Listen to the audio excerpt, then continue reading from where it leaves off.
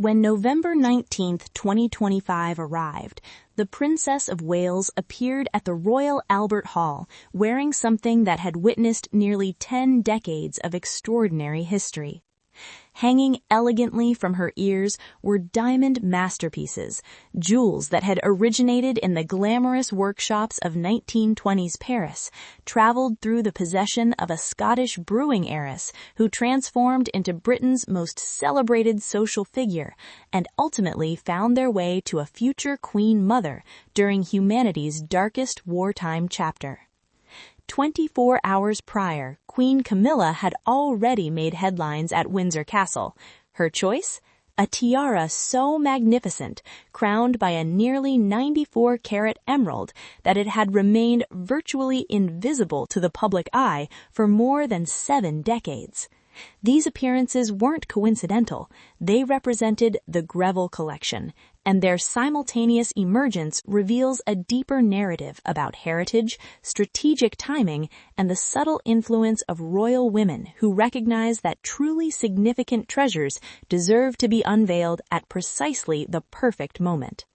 This is the untold story of how these extraordinary pieces came into existence, the reasons behind their decades-long absence, and the message their revival sends about today's monarchy.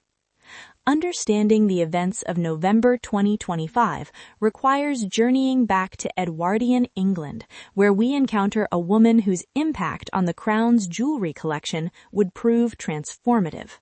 Margaret Helen Greville, affectionately called Mrs. Ronnie by her inner circle, arrived in this world without aristocratic lineage.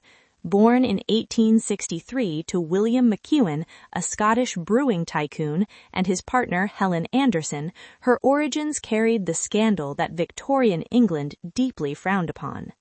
Yet Margaret possessed something more powerful than birthright: determination and impeccable taste. Her 1891 marriage to Captain Ronald Greville, a baronet's heir and member of the elite Marlborough house set, marked her entry into high society. Though widowed and childless after Ronald's passing in 1908, Margaret had already established herself as indispensable among Britain's elite. Polesden Lacey, her stunning Surrey estate, transformed into the epicenter of society life. Her weekend gatherings drew together monarchs, political leaders, and cultural icons. King Edward VII himself honored her inaugural party in June 1909 as the star guest. But Margaret Greville's true gift to history wasn't her entertaining prowess. It was her exceptional jewelry vision and the profound relationships she built with the royal family, especially Queen Mary, and most importantly, with a young duchess destined to become the beloved Queen Mother. The moment in 1923 when the Duke and Duchess of York, future King George VI and Queen Elizabeth, married, Margaret extended an intimate gesture, Polesden Lacey as their honeymoon sanctuary. Those 2 May weeks in 1923 forged a connection that would ultimately reshape the crown's jewelry treasury.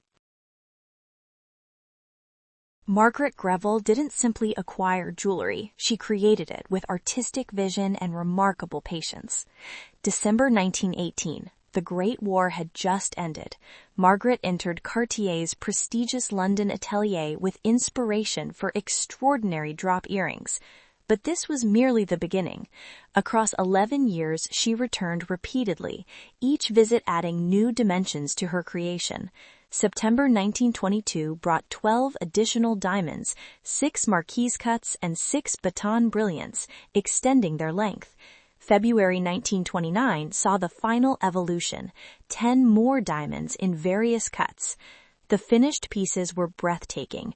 Jewelry historians now describe them as showcasing virtually every modern diamond cut imaginable: pear-shaped, half-moon, trapeze, square, baguette, baton, emerald cut, all mounted in platinum. These transcended mere accessories. They were sculptural art, embodying everything the Art Deco movement represented: innovation, opulence, and tradition-breaking audacity. Simultaneously, Margaret commissioned another spectacular creation from Boucheron in Paris.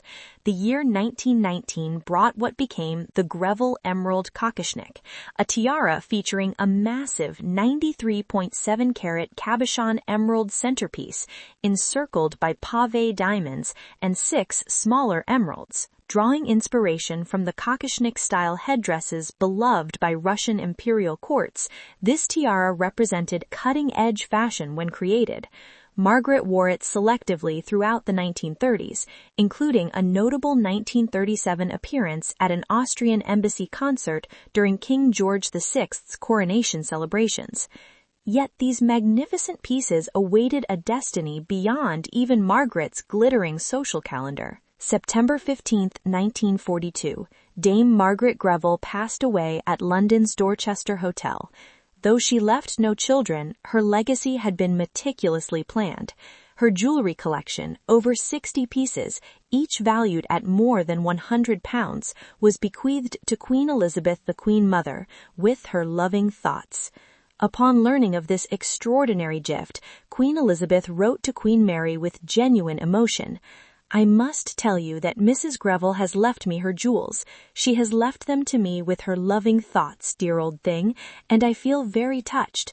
I don't suppose I shall see what they consist of for a long time, owing to the slowness of lawyers and death duties, etc., but it is rather exciting to be left something, and I do admire beautiful stones with all my heart." In 1943, a black tin trunk bearing the initials MHG arrived at Buckingham Palace. Inside lay treasures that would dazzle even the most experienced royal observer: the Greville tiara, the Emerald Kokoshnik, the festoon necklace, and those magnificent chandelier earrings. Conscious of wartime sensitivities and the austerity period that followed, Queen Elizabeth remained discreet about this windfall for years. Public appearances with these pieces waited after peace returned, but once she began wearing them, the Greville jewels became her most cherished possessions. 1947 brought Princess Elizabeth's engagement to Lieutenant Philip Mountbatten. The Queen Mother made a meaningful decision. Her daughter would receive the Greville Chandelier Earrings as a wedding present. This gift carried layers of significance, jewelry representing friendship, devotion, and royal continuity. One small complication existed. Princess Elizabeth hadn't yet pierced her ears. She would wait until 1951, age 25, to finally wear these extraordinary earrings. Once she could wear them, they became among her most treasured jewels. November 12, 1952, mere months after ascending the throne following her father's unexpected death, the young Queen Elizabeth II wore the Greville Chandelier Earrings to the Royal Variety performance at the London Palladium. She combined them with the Nizam of Hyderabad tiara and necklace, plus Queen Mary's diamond bracelets, all wedding gifts. This represented a 26-year-old monarch's statement of continuity and confidence while facing the crown's enormous responsibilities. Throughout her 70-year reign, Queen Elizabeth II selected these earrings for monumentally significant occasions: state visits to the Netherlands in 1958, Denmark, France, and a memorable 1976 visit to President Gerald Ford at the White House. Each appearance saw the earrings sparkle with the same brilliance that had captivated Margaret Greville decades earlier. But what became of the spectacular Greville Emerald Kokoshnik? After Margaret Greville's 1942 death, when it joined the Queen Mother's collection, it essentially disappeared. Neither the Queen Mother nor Queen Elizabeth II ever wore it publicly. Jewelry experts knew of its existence, yet photographs remained scarce.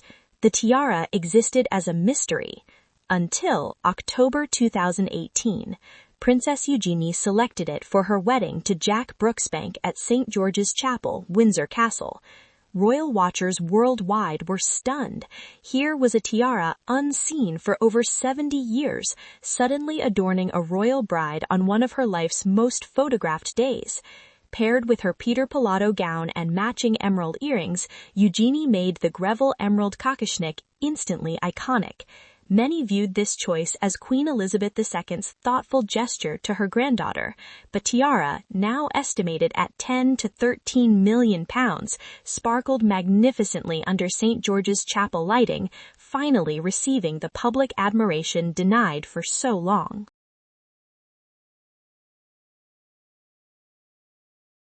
This brings us to those remarkable November 2025 days when Queen Camilla selected the Greville Emerald Kokoshnik, 7 years after Eugenie's wedding, for the diplomatic court reception at Windsor Castle. Many interpreted this as a gracious nod to her step-niece, but it represented something deeper, a declaration that this magnificent piece would no longer remain hidden, but actively serve in the modern royal collection.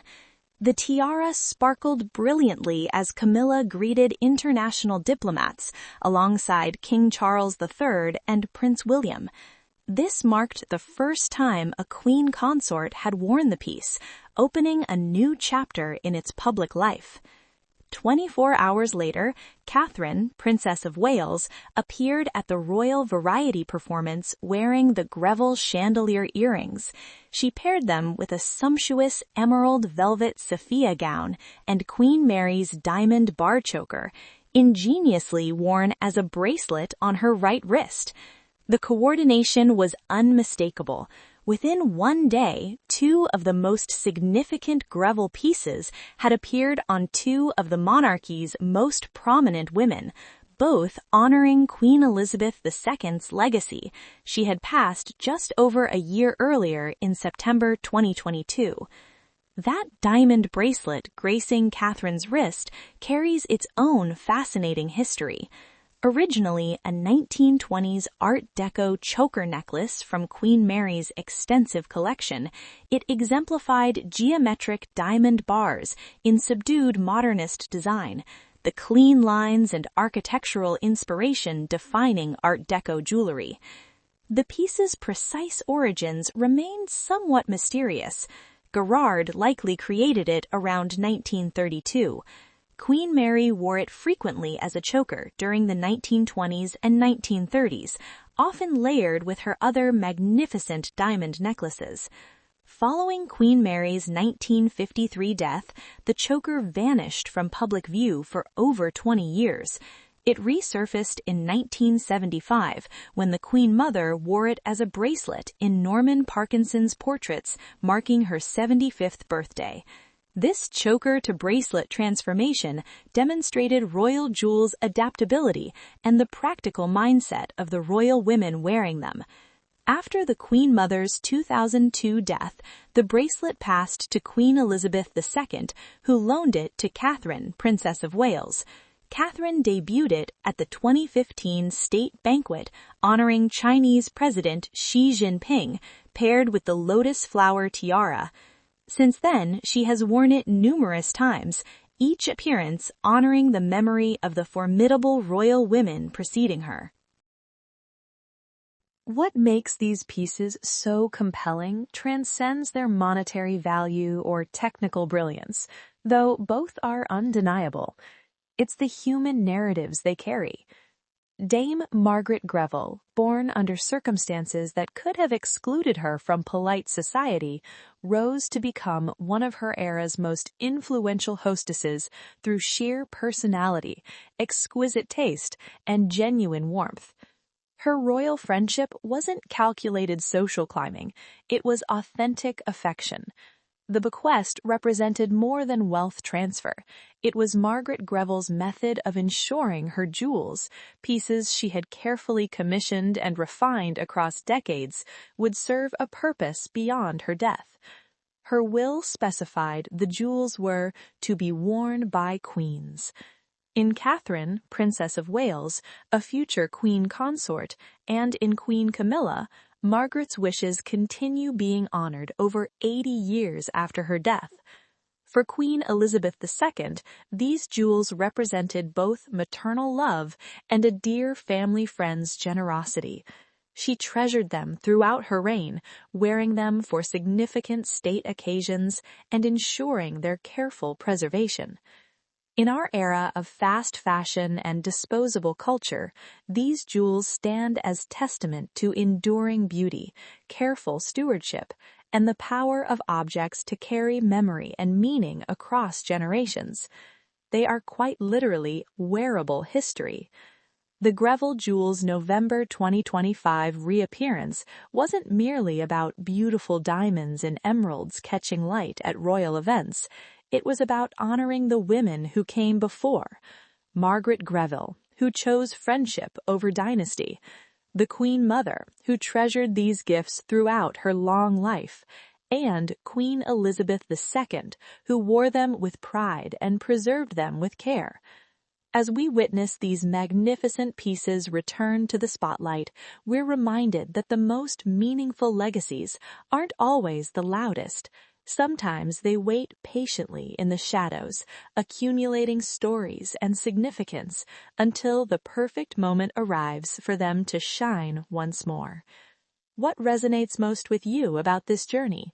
Margaret Greville's remarkable transformation and generosity? The patience spanning 7 decades for the Emerald Tiara's return? Or perhaps how Catherine and Camilla have brought these treasures back into public consciousness? The story of the Greville Jewels reminds us that true value isn't measured merely in carats and craftsmanship, but in the bonds of friendship, the continuity of tradition, and the quiet power of women who understand that some gifts become more precious with time.